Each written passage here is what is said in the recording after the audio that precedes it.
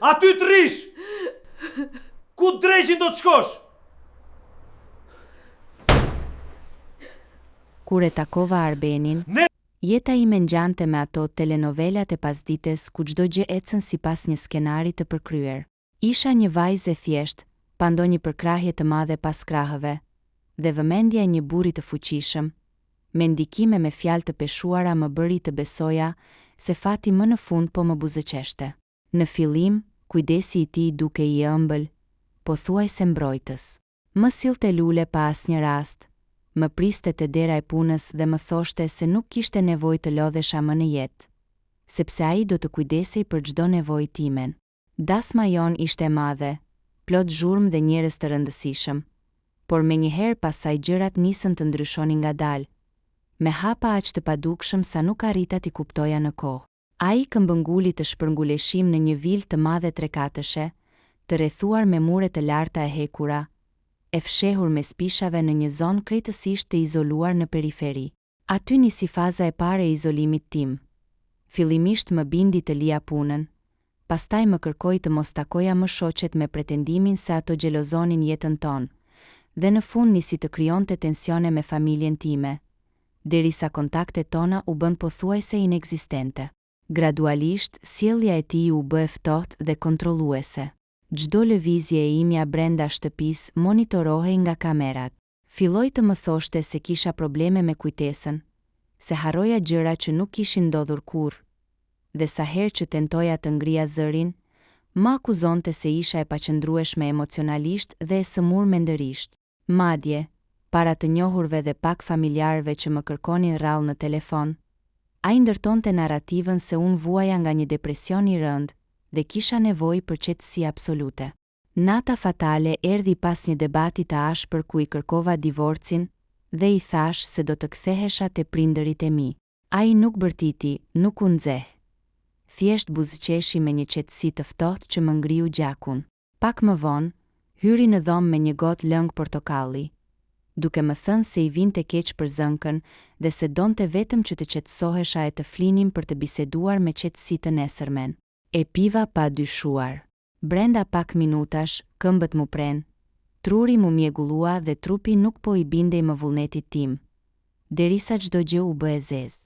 U zgjova me një dhimbje të tmerrshme koke, e shtrirë mbi një dyshek të vjetër në një dysheme të ftohtë e të lagësht betoni. Ajri mbante erë myk dhe lagështir të rënd. Nuk kishte dritare normale, vetëm një frëngjie vogël hekuri lart në tavan, nga ku mezi hynte një fije drite e zbeth.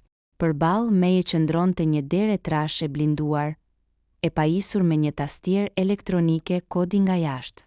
Kur dëgjova hapat e rënd të Arbenit që zbrisnin shkallët dhe dera u hap paksa, kërkova me dëshpërim shpjegime, duke menduar se ishte ndonjë makth.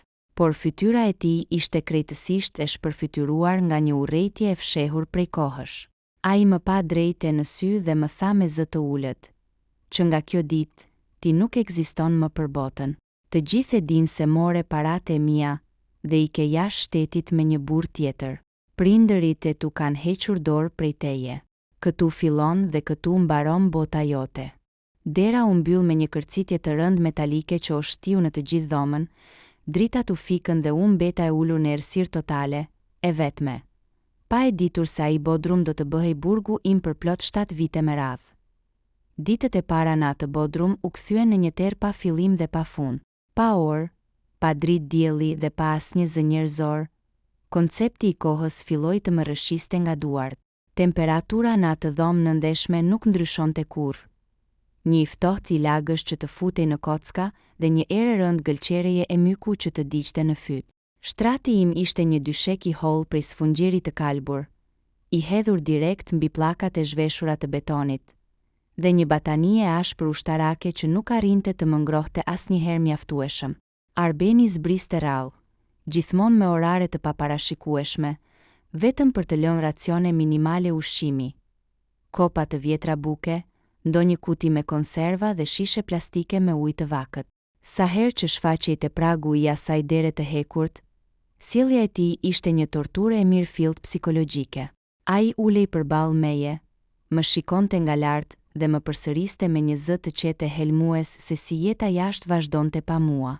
Më tregonte se si prindërit e mi kishin vendosur të mos më kërkonin më nga turpi, se si shoqëria më kishte harruar plotësisht dhe se emri im tashmë përmendej vetëm si një shembull tradhtie. Qëllimi i tij ishte i qartë. Donte të më thyente shpirtin, të më binte se nuk kisha asnjë vlerë dhe se vetmi arsye pse merrja frym ishte mëshira e tij e sëmurë. Por pas disa muajsh dëshpërimi dhe lotësh të heshtur, diçka brenda meje ndryshoi. E kuptova se nëse vazhdoja të qaja, do të vdisja aty poshtë pa lënë asnjë gjurmë. Dhimbja filloi të shndërrohej në një urrëtie të ftohtë e të llogaritur. Vendosa të mbijetoja me çdo kusht. Fillova të ndërtoja një sistem të rrept mbijetese mendore dhe fizike. Në tavanin e lartë, përmes një dritareje shumë të vogël me hekura të trashë që binte në nivelin e tokës së oborrit, depërtonte vetëm një fije shumë e hollë drite gjatë ditës. Duke ndjekur lëvizjen e asaj hijeje në mur, fillova të llogarisja kalimin e orëve. Për të mos humbur llogarinë e ditëve dhe muajve, gjeta një goshtë të madhe të ndryshkur pranë një tubacioni të vjetër shkarkimi. Me atë goshtë, pas një dollapi të vjetër druri që fshihte një pjesë të murit, fillova të gdhendja vija të vogla në suva. Çdo 4 vija vertikale i mbyllja me një horizontale. Një javë, 7 vjet u kthyen në mijëra vija të gërvishura me durim guri. Për të ruajtur mendjen e kthjellët, çdo ditë ushtroja trupin me lëvizje të ngadalta, bëja ecje të panumërta nga njëri cep i dhomës në tjetrin dhe përsërisja me zë të ulët çdo kujtim të fëmijërisë, çdo libër që kisha lexuar dhe çdo ngjarje të rëndësishme nga jeta ime e mëparshme. Refuzova të harroja kush isha. Paralelisht, nisa vëzhgimin e detajuar të burgut tim. Vura re se sa herë që Arbeni futej brenda, sistemi elektronik i bravës lëshonte tinguj me tone paksa të ndryshme për secilin buton që shtypte. Ulesha pranë derës pa bërë zhurmë dhe përqendrohesha vetëm te zëri i impulseve elektronike, duke u përpjekur të memorizoja sekuencën 6 shifrore. Përveç kësaj, me gozhdën time të ndryshkur fillova të gëryeja me shumë kujdes suvan, e lagësht rreth një tubi të vjetër hekuri në cep të bodrumit. Ishte një punë e mundimshme që zgjati me vite, duke fshehur pluhurin dhe mbeturinat e betonit në ndyshek. Dalë nga dalë, arrita të liroja një copë të rënd betoni të thyer me cepa të mpret, të cilën e fshihja gjithmonë në vendin e saj, gati për momentin e parë që fati do të më jepte një mundësi të vetme për të reaguar. Viti 7 po shkonte drejt fundit dhe trupi im, ndonë se i dobësuar e izbet nga mungesa absolute e rrezeve të diellit, mbante brenda një forcë të egër, të ushqyer vetëm nga instinkti i mbijetesës. Çdo natë flija me veshët e ngritur, duke dëgjuar zhurmat e largëta të shtëpisë sipër. Hapat e tij, muzikën e mbytur kur kishte mysafir, apo zhurmën e makinave që vinin e iknin. E dija se shansi im i vetëm nuk do të vinte nga një mrekulli, por nga një gabim i tij i pakujdesshëm. Ajo në atë vjeshte nuk ngjante me të tjerat, që herët në mbrëmje, një stuhi e dhunshme shpërtheu mbi zonë. Vetëtimat ndriçonin shkurtimisht qoshet e bodrumit përmes dritares së vogël lart, ndërsa bubullimat shurdhuese bënin që muret e trasha të betonit të dridheshin. Era e fortë godiste degët e pishave pas shtëpisë dhe, rreth mesnatës, me një shpërthim të thatë transformatori, të gjitha dritat u fikën plotësisht. Vila dhe e gjithë lagja u zhytën në një errësirë të thellë, duke nxjerrë jashtë funksioni sistemin kryesor elektrik dhe kamerat e sigurisë. Pak minuta më vonë, dëgjova hapat e parregullt dhe të pasigurt të Arbenit mbi shkallët e drurit. Nuk ecte me ritmin e tij të zakonshëm. Ishte kthyer vonë nga një darkë biznesi dhe era e rëndë e alkoolit ndihej ende pa u afruar mirë te pragu. Me sistemin elektronik të bllokuar nga mungesa e tensionit, ai u detyrua të përdorte bravën mekanike të emergjencës. Zhurma e çelësit të rënd që kthehej me vështirësi në bravën e ndryshkur metalike, jehonte si një ftesë e hapur. Zemra filloi të më rrite me një shpejtësi maramendëse, por mendja mbeti e akullt. U ngrita ngadalë nga dysheku në errësirë të plot, duke lëvizur pa bërë as zhurmën më të vogël. Dora më shkoi menjëherë te cepi i murit pas tubit, dhe gishtat u shtrënguan fort rreth bllokut të rënd, prej betonit të thyer që kisha përgatitur me vite. U fsheha me njëherë pas derës që po hapi ngadalë.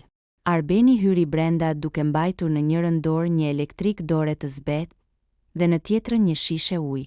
Ishte i veshur me kostum, por jakën e kishte të zbërthyer dhe lëvizjet i kishte krejtësisht të ngadalta nga pija. Drita e elektrikut të tij kërkoi menjëherë dyshekun, por kur pa se unë nuk ndodhesha aty, trupi i tij ngriu për një fraksion sekonde. Para se ai të kthente kokën drejt cepit tim apo të arrinte të lëshonte qoftë edhe një britmë alarmi.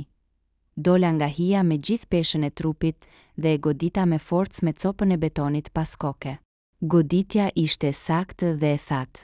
Arbeni u lëkund, lëshoi një rënkim të mbytur dhe u shemb mbi dyshemen e ftohtë pa ndjenja, ndërsa shisha e ujit u rrokullis me zhurmë mbi pllaka.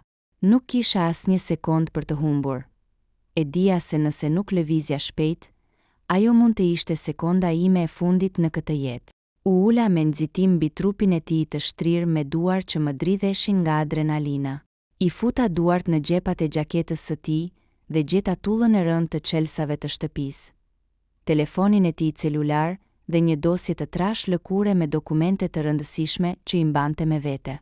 Dola nga bodrumi duke i ngjitur shkallët me 2 nga 3 hapa. Ajri i katit të parë të vilës më duke i huaj, pothuajse helmues nga era e parfumeve të shtrenjta dhe mobilieve luksoze. Arrita te dera kryesore e daljes, provova çelsin më të madh dhe, me një kërcitje të lehtë, dera u hap. Kur këmbët e mia zbathura prekën barin e lagur dhe shiu i ftohtë i stuhis më goditi fytyrën. Ndjeva një tronditje të thellë që më përshkoi çdo qelizë. Ishte hera e parë pas 7 vitesh që ndjeja shiun dhe ajrin e pastër të natës. Pa u kthyer asnjëherë pas, u nisa me vrap të çmendur drejt pyllit të pishave, mes baltës, ferrave dhe errësirës që më gërvishnin këmbët e duart. Vrapova pa ndalesë për pothuajse 40 minuta, e drejtuar vetëm nga zhurma e largët e motorëve, derisa dola i të ri dërmuar buzë rrugës nacionale. Dritat e forta të një makine policie që patrullonte zonën në ato orë të vonë më verbuan syt. Rash në gjunjë në mes të asfaltit të lagur, me dosjen e shtrënguar fort pas kraharorit, duke bërtitur me zërin e mbytur nga lotët për ndihmë, derisa 2 oficerë zbritën me nxitim me armët në duar për të më rrethuar. Sirenat e ambulancës dhe dritat blu të policisë që rrotulloheshin në errësirë më lanë të mpirë, ndërsa mjekët më mbështollën me një batanie termike dhe më futën me nxitim brenda mjetit të ndihmës së shpejtë. Trupi im, i drobitur nga 7 vite pa dritë dielli dhe i mbuluar me plag nga vrapimi me spyllit, nisi të dridhej në mënyrë të pakontrolluar, por syt nuk i mbylla për asnjë sekond. Duart më kishin ngrirë të shtrënguara pas dosjes prej lëkure, të cilën refuzova kategorikisht t'ia dorëzoja kujdo derisa të mbërrinim në spitalin qendror. Kur hym në dhomën e urgjencës, stafi mjekësor mbeti i shtangur. Analizat e para treguan kequshqyerje të rëndë, anemi të thellë, mungesë ekstreme të vitaminave thelbësore dhe shenja të qarta të atrofimit të pjeshëm muskulor. Mirëpo, shoku më i madh për personelin dhe oficerët e sektorit të krimeve të rënda erdhi kur futën të dhënat e mia në sistemin kombëtar.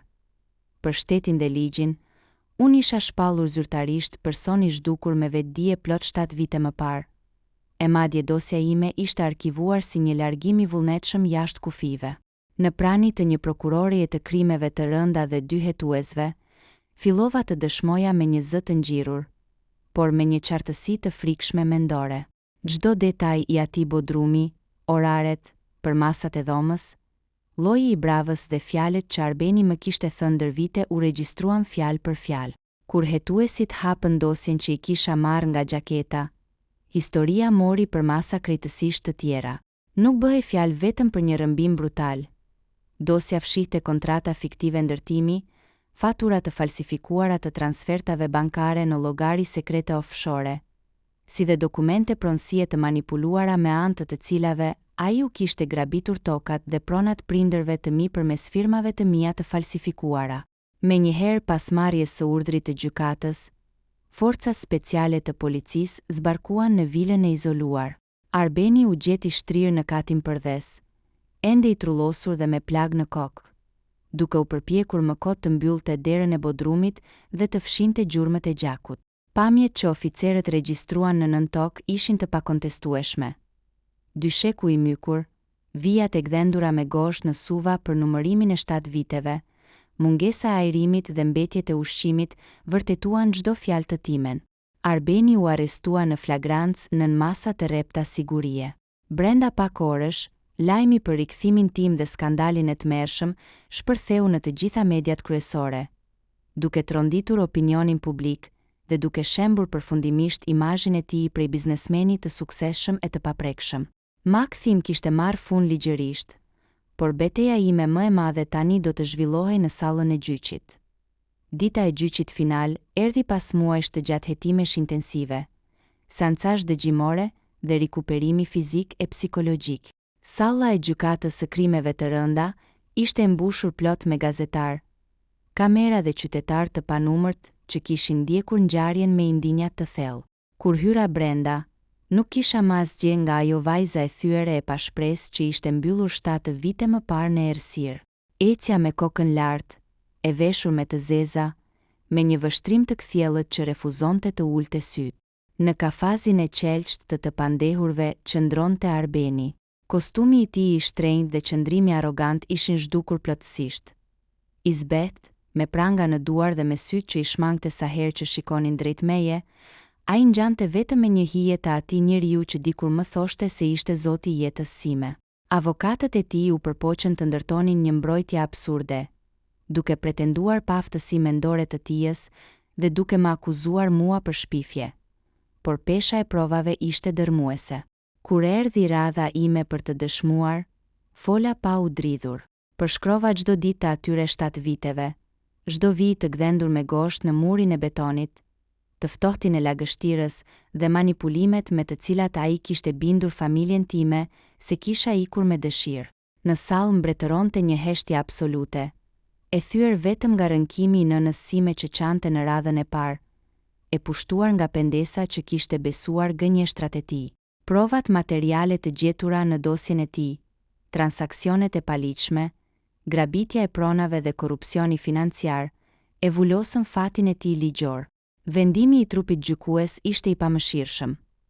Arbeni u shpall fajtor për heqje të paligjshme të lirisë në rrethana rënduese, torturë, mashtrim dhe pastrim parash, duke u dënuar me 25 vite burg të sigurisë së lartë, pa të drejtë lirimi me kusht. Të gjitha llogaritë e tij bankare u ngrinë dhe pasuritë e paluajtshme ju nënshtruan konfiskimit të plot shtetëror për të shlyer dëmshpërblimin civil. Përmes ekzekutimit të vendimit gjyqësor, vila e madhe e izoluar në periferi, vendi që dikur ishte ferri im, kaloi plotësisht në pronësinë time. Shumë njerëz më këshilluan ta shisja menjëherë për të fshirë çdo kujtim, por unë kisha një plan krejt tjetër. Mora me qira ekskavator dhe punëtor ndërtimi për të shembur përfundimisht bodrumin e nëndeshëm. E pash me syt e mi se si muret e betonit, dera e blinduar me kod dhe dyshemeja, ku kisha fjetur për 7 vite u kthyen në pluhur e gërmadha. Mbi atë tokë të pastruar, e rindërtova krejtësisht vilën dhe shndërrova në një qendër të madhe rehabilitimi dhe strehimi për gratë e dhunuara dhe viktimat e dhunës në familje.